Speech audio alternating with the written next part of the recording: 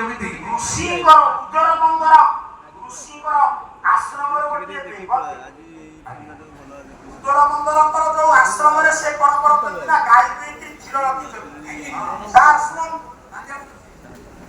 ଉଦର ମଙ୍ଗଳ ସେତିକି ବେଳେ ଗୋଟେ ସର୍ପ ଆସିକି ସେଠି କ୍ଷୀର ପିଇ ଦେଇକି ବିଷ ଆଶ୍ରମରେ ରହିଛି ମୋରି ଆଖି ଆଗରେ ବିଷଯୁକ୍ତ କ୍ଷୀର ପିଇ ମରିବେ। ଦେବତୀ ସେ କ୍ଷୀର ଭାଙ୍ଗରେ ପଡ଼ିଗଲା। ମା ସବୁ କର୍ମ ସମାପନ କରି ଉଦର ବନ୍ଦର ଯେତେବେଳେ ଆସନ୍ତି ଦେଖିଲେ ଦେବତୀ ତ ସବୁଦିନ ଏଠି ଦେଉଥିଲା କିନ୍ତୁ ଆଜି ଇଏ କାହିଁକି ଆମ ଖାଦ୍ୟକୁ ନଷ୍ଟ କରିଦେଲା। ଯଦି ଆମ ମଙ୍ଗଳ ପାଇଁ ପଡ଼ିଥାଏ ଇଏ ଗୋଟେ ଦିବ୍ୟ ସୁନ୍ଦରୀ ହେଇକି ସୃଷ୍ଟି ଆରି ଭିତରୁ ବାହାରିବ ଲଟରେ ପଡ଼ିବ। ମାର ଅଭିଶାପ ପାଇଁ ମଙ୍ଗଳ ପାଇଁ ପଡ଼ିଥିବା ସୁନ୍ଦରୀ ଦିବ୍ୟ କନ୍ୟା ହୋଇବ।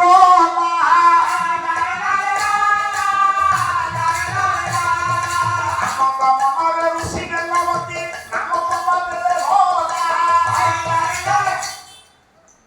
ସେ ଝିଅଟିର ବା ମଙ୍ଗଳ ପାଇଁ ପଡ଼ିଥିଲା ହେଲା ଋଷି ନା ବାଳି ଆସୁଥିଲା ଜଙ୍ଗଲକୁ ଭଲ ପାଇଲା। ଭଲ ପାଇବା ସବୁବେଳେ ଅଛି କଣ ନା ବୁଝୁଛ? ଭଲ ପାଇବା ପବିତ୍ର ମନୁଷ୍ୟଟା ହେଲେ ସେ ନଷ୍ଟ ହେଇଯାଏ। ଇଏ ଦୁନିଆରେ ସମୟ ନାହିଁ ୟା ଉପରେ କହିଲେ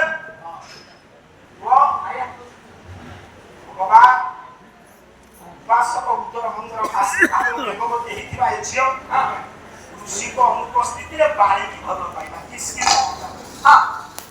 ଆରେ ପୁଅ ମଣିଷ ସେତିକି ବେଳେ ସତର୍କ ନହେଲେ ଅପବାଦ ବିବାହର ଶୈଳୀ ଯେତେବେଳେ ପ୍ରୀତି ହେଇଯାଇଛି ଅବିବାହିତା ବେଳର ବାଳିର ରସ ଗର୍ଭେ ପଡ଼ିଲା ଧାର।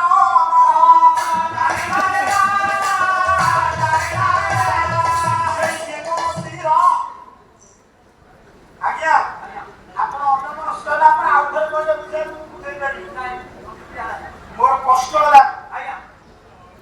ଦେବବତୀ ଗର୍ଭଧାରଣ କଲା ପରେ ବାଳି ଅବଶ୍ୟ ବାଳି ଆଗରେ କାନ୍ଦିଲା।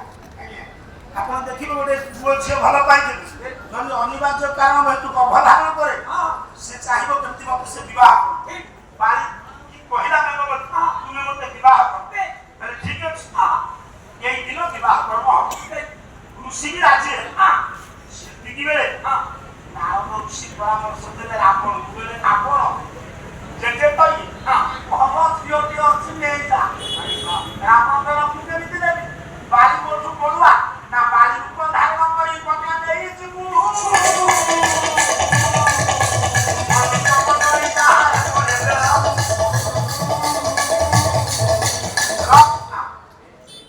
ବାଳି ରୂପକୁ ଧାରଣ କରି ଆପଣ ସେ ବେଦବତୀ ଖାଉଛି ଅସଲ ବାଳି ଆଇଲା କହିଲା ମା ଯେ ବାବାଜୀ ବସିଛନ୍ତି ପଚାରୁଛି କଣ ହେଲା ବାପା?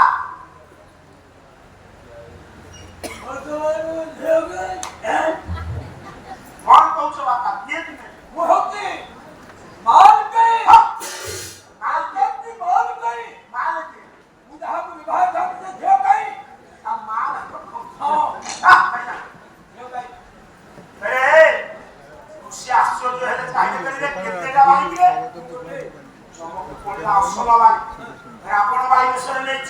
ଋଷି ବସିଲେ ଧ୍ୟାନରେ କହିଲେ ଏ ସିଂହ ଦୀପର ନାବା ରାବଣ ବାଳି ବିଷୟରେ ମା ଦୌଡ଼ିକି ଗଲା ମୋ ଅବଶ୍ୟ ଗର୍ଭ ଧାରଣ କରିଛି ମୁଁ ଭଲ ପାଇଥିଲି